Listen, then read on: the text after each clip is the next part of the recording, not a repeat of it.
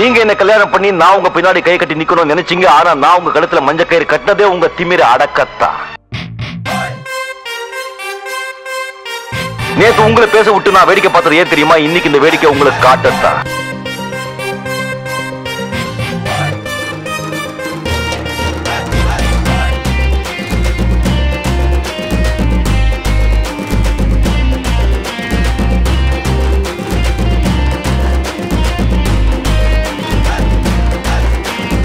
நான் பெண்ணை மதிப்பே கௌரவப்பே தலைவனுக்குவேன். ஆனா உங்களை மாதிரி பதம் பிடிச்ச பெண்ணை பார்த்தா என்ன விட்டுடுங்க.